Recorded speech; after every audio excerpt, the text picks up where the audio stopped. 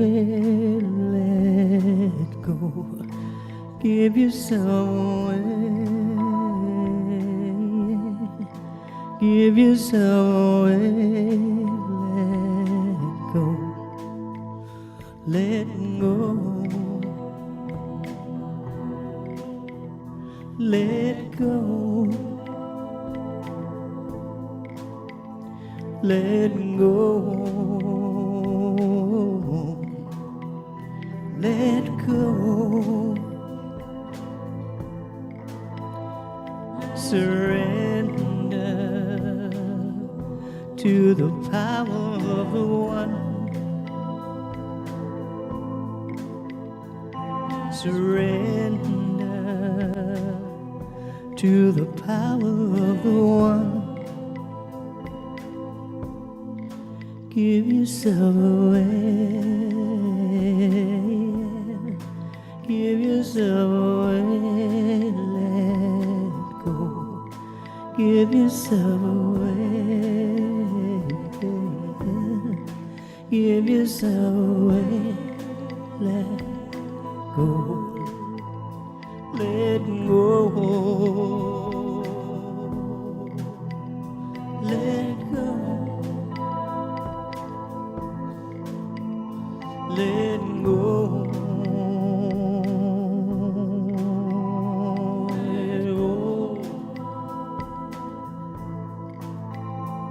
Surrender to the power of the one. Surrender to the power of the one. Give yourself away. Give yourself away. Let go. Give yourself away. Give yourself away. Let go. Let go. Let go. Let go. Surrender to the power of the one. Surrender to the power of the one.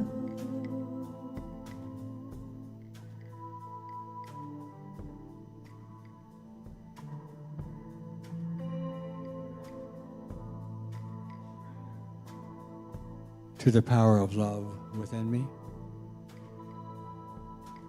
With another breath, I surrender to the power of spirit that is forever in and around and everywhere present.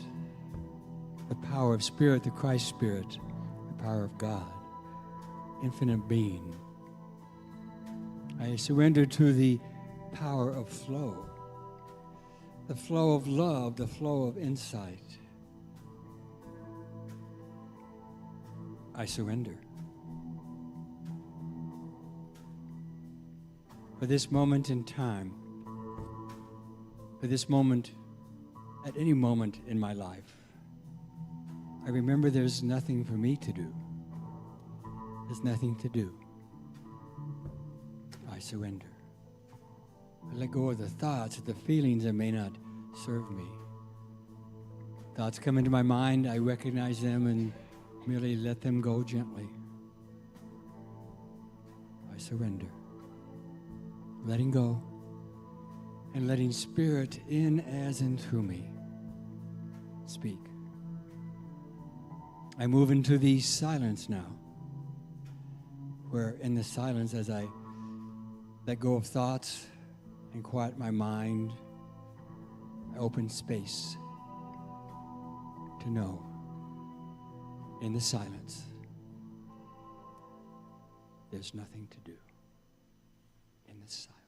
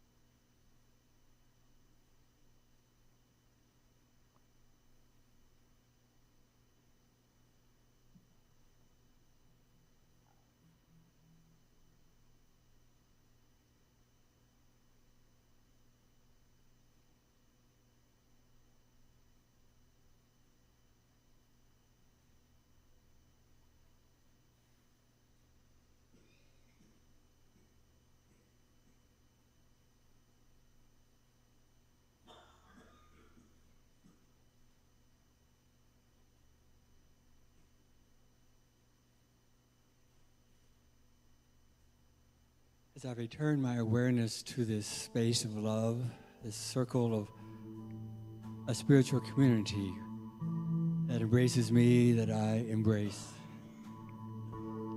I am renewed. I have a clear awareness that I have a place in this world. And when I doubt or when I forget, there is a remembrance society called Unity. There's a remembrance population of people that come into my life that help me remember who I truly am. And so I move forth with ease and with grace and with expectation, with joy, dedicating all of my thoughts to union, placing my awareness in my heart, seeing the world wholeheartedly, and realizing that all is well. Now and forever, through the living essence of the Christ Spirit in, as, and through me, and through all life. We say it is so. And amen.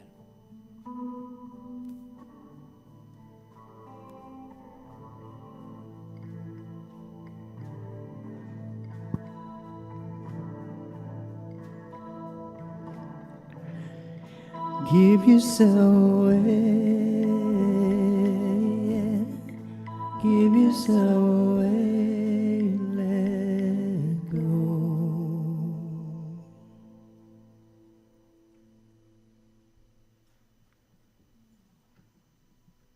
Allow yourself a deep breath. Bring that into each cell of your body. As we give ourselves away to this process that we call love, this community that we call unity. So it's very good to be back here and to see your faces once again. I was here a few months ago and I just felt very blessed, and to be called back is awesome. So I want to share with you today, there's something going on in my life. There's a bird at my window. There's a bird at my window, and it knocks, and it knocks, and it knocks. First thing in the morning, bonk, bonk, bonk.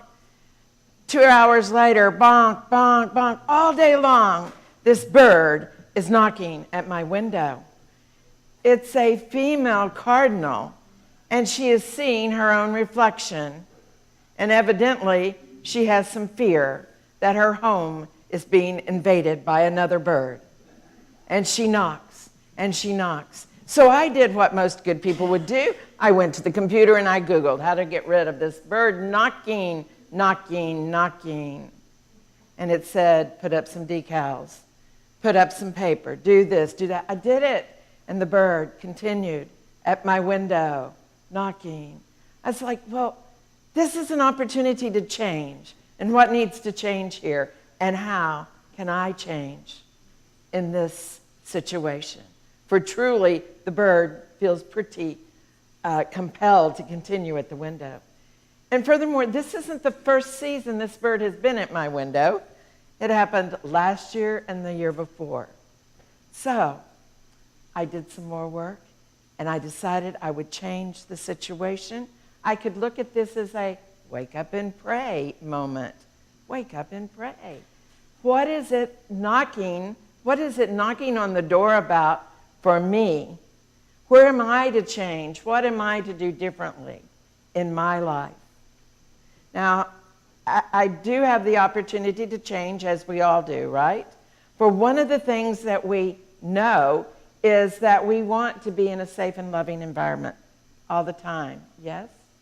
And sometimes to step out, oh, look, there's some air down there. So if I step out, there's going to be a moment which I'm in between this solid ground and that solid ground.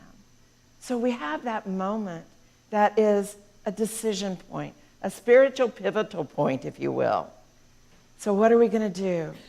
It's times like this that we are called to look within, to let go of that on the outer that might look just like us, and begin to look within, to that inner divine guidance, that wisdom that is perfect guidance. It's an internal compass, if you will. So it may look like a toolbox that we go into to find what we can use to be flexible. We can go to the Bible and use our scriptures. We can use our prayer. We can use our meditation. We can use our denials as well as our affirmations. We can begin shifting physically. And if you think that it's easy to change, I invite you to move your garbage can in your kitchen and see how many times you go to the old place. And then remember that that's not even a big thing, right? So we struggle with that, and it's funny. Don't you think that's pretty funny? We move the garbage can, we're going to go back to the old place, even though we wanted it in the new place and it works better. So we want that protection. We want that security. We want that feeling of a safe harbor wherever we are doing whatever we're doing. And here we are. So we have a choice to embrace the change, to do it with poise and ease and grace, to do it as if we had been practicing our yoga consistently for years. For indeed, it is a practice, and that's what we're here about. Unity is called practical Christianity, and it is not about, well, almost doing it. It's about doing it and practice and having a practice that we put into place. It is about using the divine wisdom to lead us. It is easy to say, well, I have faith in that is unseen. And to put it into everyday living is completely different, isn't it? And yet, that's what we're here about, and that's why we're in spiritual community, to have remembrance, to be able to use the tools that are given to us here, to be in that question and living gratefully in the question. If we align ourselves open-heartedly with the Christ presence, then we know, and we can feel that security that we want. We can feel that flexibility that is required. Now, I know that Reverend Tudor has been teaching meetings with Jesus, and this week is the story of the 10 lepers, and it's from Luke 17:11 through 19. And you're familiar with this story. There were some leopards, and Jesus went in he was going to Jerusalem. He passed through Samaria and Galilee. He entered a certain village, and there he met 10 men who were lepers. And they stood far apart, and they lifted up their voices, and they said, "Master, Master, have mercy upon us." And when he saw them, he said to them, "Go and show yourself to the priest." And it came to pass, they went, and they were cleansed. And one of them, when he saw that he was healed, turned back with a loud voice. He glorified God, and he fell upon his face at his feet, giving thanks. And Jesus said, "Were not 10 cleansed? But where are the other 9? Were there none found that returned to give glory to God, save this one stranger?" Well, there's a lot of information in there, so let's just see if we can unpack that metaphysically a little bit and look at some of the elements of the story. You see, leprosy represents metaphysically that place in us where we want to stay in, be in error thinking, and we kind of get entrenched in it, and so we start to separate ourselves and step back from the rest of the world, and we forget that our true relationship is oneness with God. That is our true relationship, is that we are one with God, always, all the time, now, next moment, and next moment, yesterday, today, tomorrow. We are one with God, never changes. So we forget that, we start to separate, not God, I can assure you. Our true relationship in this oneness is a remembering of truth. So we do this remembering with a spiritual understanding. We build a spiritual consciousness a spiritual consciousness that in a moment of doubt remembers. And that spiritual consciousness calls us back. It may be a phone call, an email from Unity of New Braunfels. It may be a daily word reading that reminds you to be flexible. That was 2 Saturdays ago, flexibility. So we have these keys that call us back. So continuing with the story, we have the intellect and life activity that these gentlemen are skirting. They don't really want to get too close. But that Jesus is on the way to the city of peace. It's the Christ way to go to the city of peace. It is ours to do. It is ours to live. We have the opportunity and we are living it. I trust. I trust. Are you living that? Are you recognizing that you are living in the opportunity and the fullness and the element of peace right here, right now? And we do it with spiritual practice. Oh, not every moment are we going to be in peace. There's that person that cuts us off on the road and we go, Ugh. But we call ourselves back. We're remembering. So there are the priests. Do you wonder what those priests mean? Go show yourself to the priest. And see, the priests are that connecting of the mortal human to God. It is that place where consciousness is raised to divine thinking. It is not about the priest, you understand. It's about the symbol of that place of connection. It's that place where we connect. So it's important to recognize that we're talking the metaphysical. So the 10 leopards, they stood aside because they lacked the imagination to bring the remembrance to body, mind, and soul. They just forgot. They were good people. I'm sure they were healed. They wanted to be healed. But you see, the way they were healed was not by Jesus going out and healing them, but by Jesus seeing the truth of who they were and saying that to them. And they were healed by their own faith, their faith in the walk, their faith in this man, this experience. The priests represent a spirit of devotion, and it is through the spirit of devotion and the connection with the healing presence that they were healed. And so it is through our prayer and our meditation, we too let go of that place where we've forgotten and we again remember. It is there that we eliminate error thought and we walk in faith. It is there that we eliminate doubt and we are strengthened in love and life and wholeness. So a daily practice is important for our walking on this path to fully develop that we wish. And there may be moments that we stumble because we haven't fully integrated our new teachings, our new learnings. And that's what those 9 represent that weren't there yet, giving thanks. That one was there giving thanks, fully integrating every piece of this. Those others were kind of going, well, I wonder if this was me or if this was God. Anybody ever? Okay. They hadn't fully integrated, but they were on that path and they were practicing. And just as we sometimes forget, we begin to integrate deeper and deeper.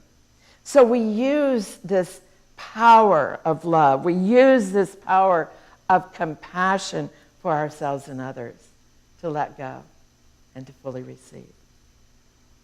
We let ourselves be in the presence of God. We let ourselves believe in that we yet to see. We allow ourselves to be made whole. Charles Fillmore says, if we keep our vision fixed on health and steadily claim health instead of disease, in full faith, we are made whole. Keep our eye on that we wish to explore, discover, and live. This is scientifically being proved these days. Joe Dispenza, Greg Braden, they're doing brain testing that shows that as we meditate, as we focus on that is, the brain begins to change. It lights up in new places. And there's no explaining the healing process except that we allow, that we are expressions of the divine. I want to read a quote I found earlier this morning on faith. Faith is risking what is for what you will be. It's taking small steps knowing that they lead to bigger ones. Faith is holding on when you want to let go. And it is letting go when you want to hold on. Faith is saying yes when everything else says no. It is believing all things are possible in the midst of the appearance of impossible. Faith is looking beyond what is and trusting what will be.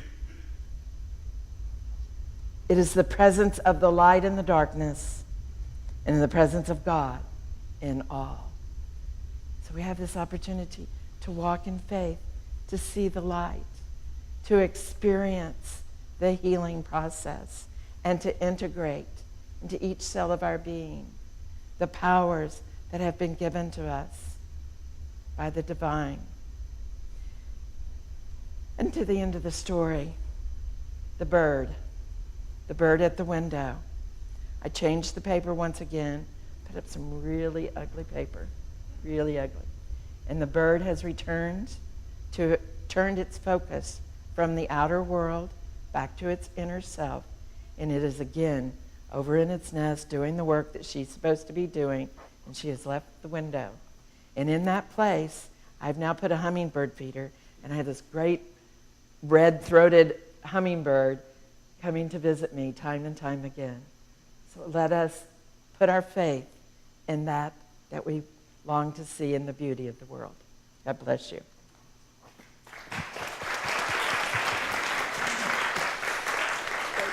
And now it is my pleasure to turn the podium over to Reverend Steve Colladay, my great friends and colleagues. Thank you, Sonia. So good to connect with Sonia again. She and I have known each other over the years, many different capacities. And last month we had a call from Reverend Karen talking about her leaving here, her moving on to a new life for her. And so I want to say good morning, Unity of Braunfels. It's great to be here. For me, again, I was so blessed by Reverend Karen. I think it was in 2007 or 8. I'm not sure when it was. I think it was 2007. I was reaching out. I was in a very difficult place. At the time, I served 8 years as minister at Unity on Greenville in Dallas.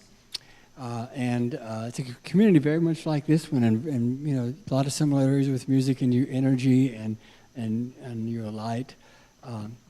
And I was feeling pretty stressed out, and I had a lot of loss in my life. In early '06, my mother, at age 91, her younger brother, 7 years younger than me, at age 50, made their transition. They're moving on from this world. They died. As all of you know, I've had similar experiences in your life. There was grief and loss for me, as well as the stress of being here in a community and trying to walk the talk and being available to everyone else. And so I did what I quite often do in my good days. I decided I'd reach out to someone, and that someone I didn't know too well at the time, but it was Reverend Karen. So I drove down here and met with her for a couple hours, and then over a period of time she talked with me on the phone, and she was so wonderful and so loving and so supportive of me, and I shall be always grateful for her gifts to me. And I know many of you have that same experience of gratitude for her. Some of you may not. Some of you might be brand new here this morning. And some of you have known her over the years and have stories about how she has helped you become aware of who you are. And one of the things that we're going to be talking about this morning, I'm going to be talking about a little bit about what the kind of work that I do in transition services. We have some consultants that have got some training in how do you support churches, ministries, congregations, and ministers as they go through change? And as we know, there's always change on the planet, and sometimes we wonder about that. Pat, could you move on to the next slide, please? And when we look at the next slide, we'll see, I work with slides, by the way, you notice, there we go. The president, the new CEO of Unity World Headquarters, Jim Blake, made this statement that I think is really very powerful and applies to the change that we're talking about here. Is now the time for us to become masters of change as individuals, as leaders, as congregations, as a movement? The world is in social chaos and craving bold, new spiritual solutions to the societal problems we face. We are being called to evolve as a movement and as teachers and leaders to provide those solutions. And I want to tweak that last sentence. All of us are being called in this community, everyone that's here, everyone that's ever been here in the past, that is a member or attends regularly, they're not here this Sunday, or that will be in the future. Everybody, we are all called to evolve as a spiritual community and as teachers and leaders. And everyone here is a teacher of God. Everyone here has spiritual ability, because that's your very nature, that's who you are, to be a leader and impact people. And guess where the solutions to whatever the change brings up will come from? Not necessarily people like Reverend Karen, who have donated, given so much of her life and love to you, or anyone else, whoever the next spiritual leader might be, or the person next to you. It's who? It's moi. It's all of you. The next slide, please. And so this is a very special, poignant time for everyone. Everyone has a different way of responding to change and transition.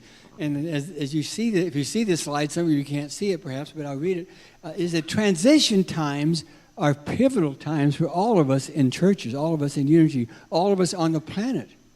As we know, the world, in some ways, we might say it's chaotic change, what's happening. And other times we might say it's painful. Other times we might say it's really exciting. But whatever it is, change is really up. Huge.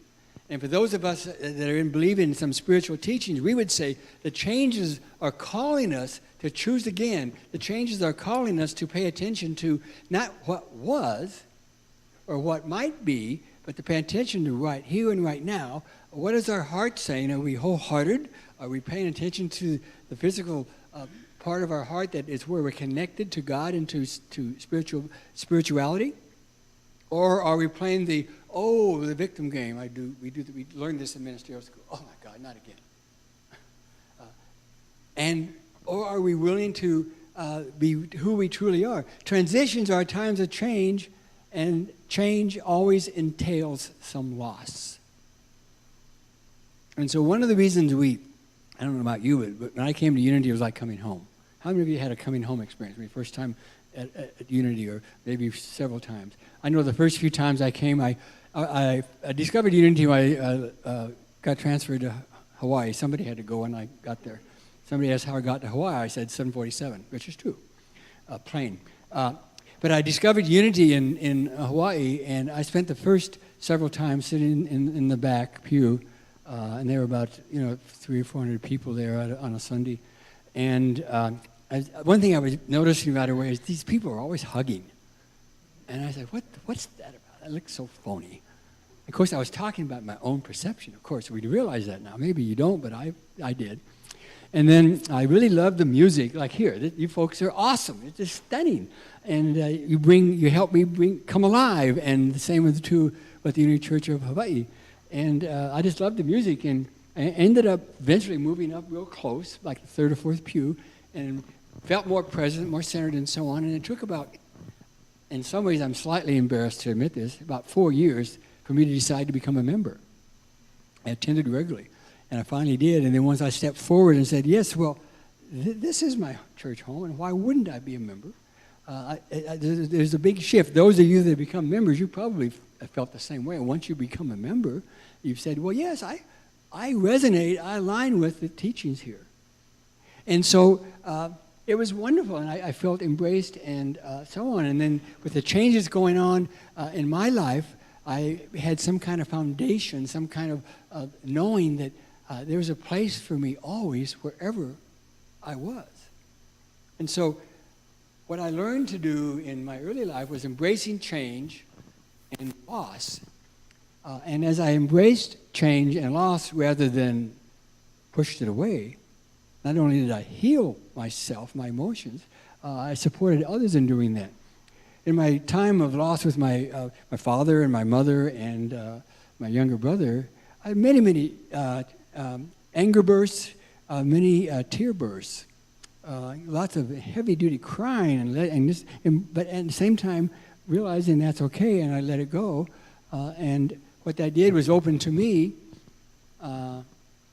new possibilities. I would give thanks for the changes in my life. Thanks for my brothers and my mothers and my fathers and so on and so on. So embracing change and loss consciously opens us to new growth and opportunities. So one of the things that I'd like to suggest here is that as we go through this change here in this ministry, I don't know how many are here today. Let's say like what, 30 or 40 or something, or more.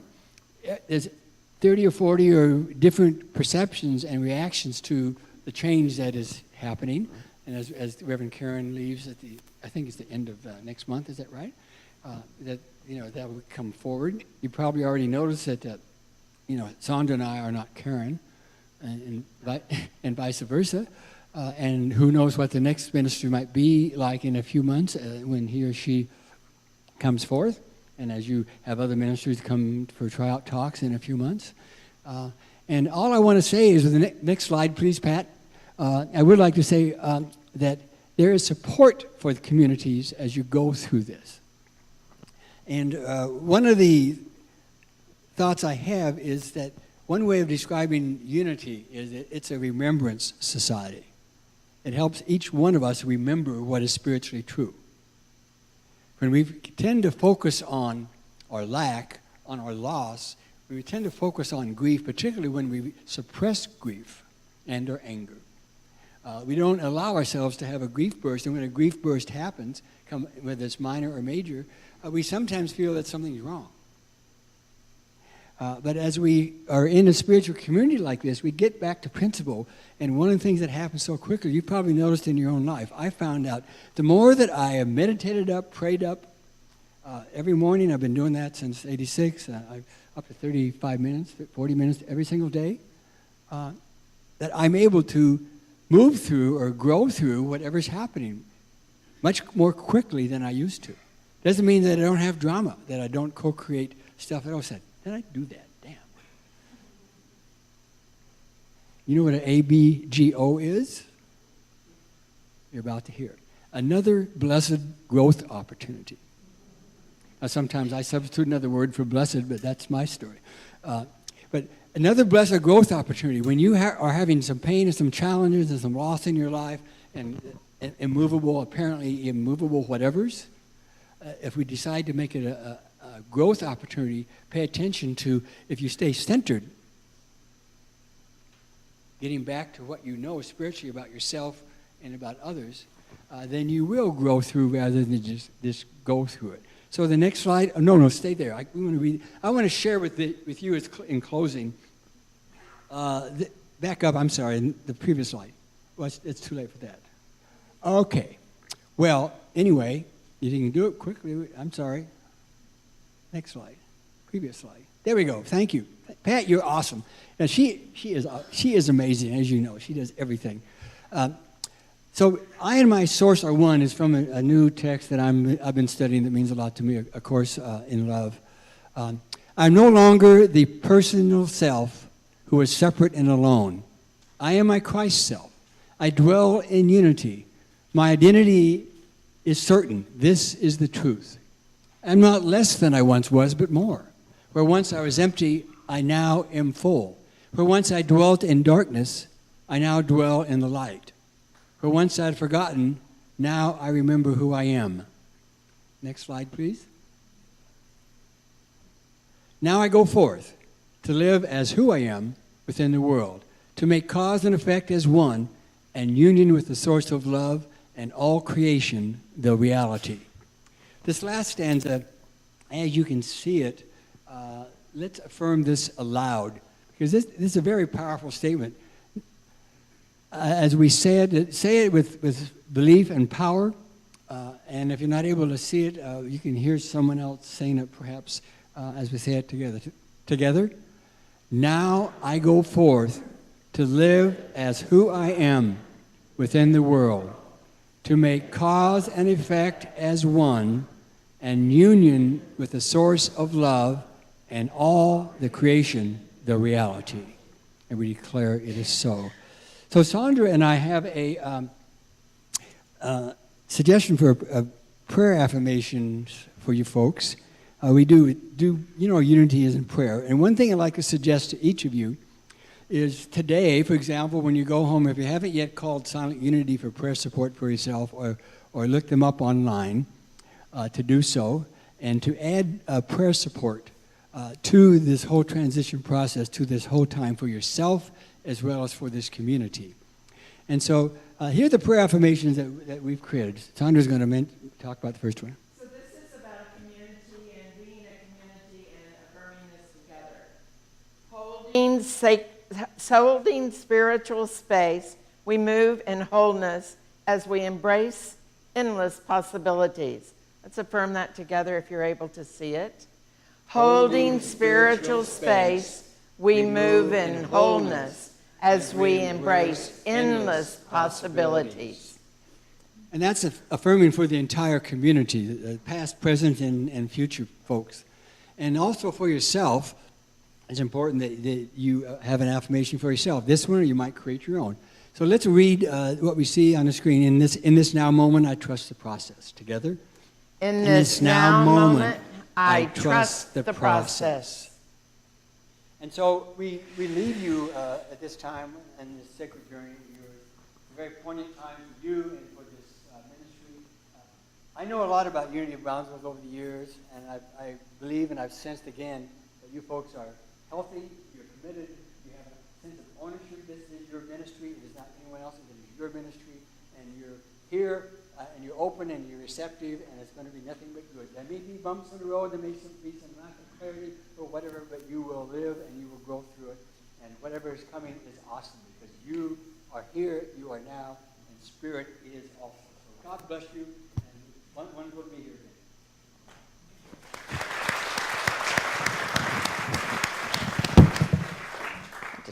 And so you are awesome, and we have made some cards, so as you come up and pick up your affirmation out of a colored affirmation, you also have these to pick up and take home. You can change them, you can write them, you can use them.